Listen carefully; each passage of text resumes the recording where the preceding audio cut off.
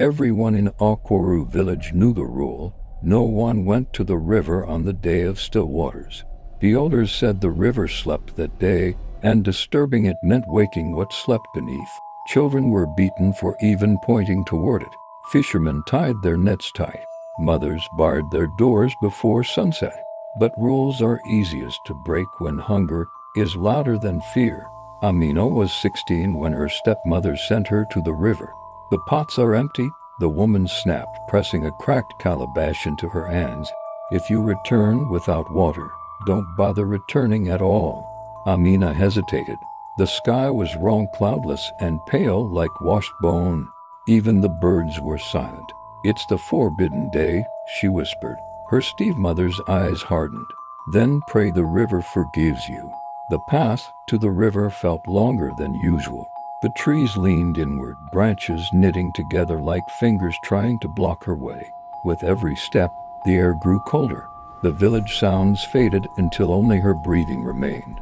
When she reached the riverbank, Amina froze. The water wasn't flowing. It lay perfectly still, smooth as dark glass. No ripples, no insects.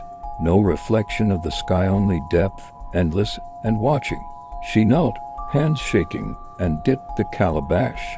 That was when the water moved, not outward, upward. A hand broke the surface. Gray, bloated, fingernails black and split.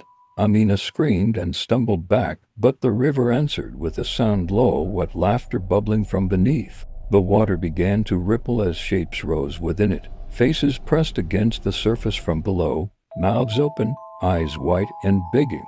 "Stay," they whispered, voices overlapping. "She sent you, so stay." Amina turned to run. The forest was gone. Where the path had been stood only more water, stretching endlessly in all directions. The river had swallowed the land. Something wrapped around her ankle. Cold, tight.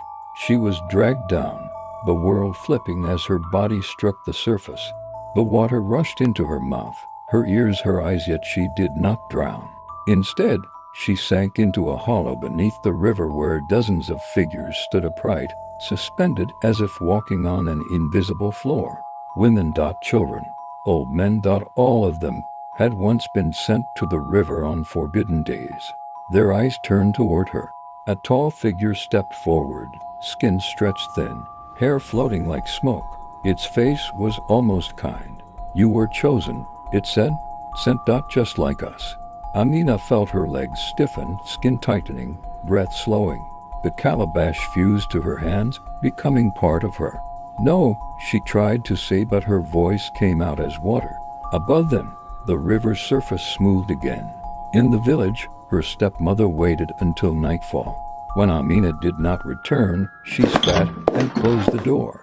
The next morning, the elders found the calabash resting gently on the riverbank, full to the brim. The water inside was still, and deep within it, a girl's face stared back, eyes open, mouth frozen in a silent scream. Since that day, no one in Akwaru sends anyone to the river on the forbidden day, because sometimes the river does not forget who was offered to it.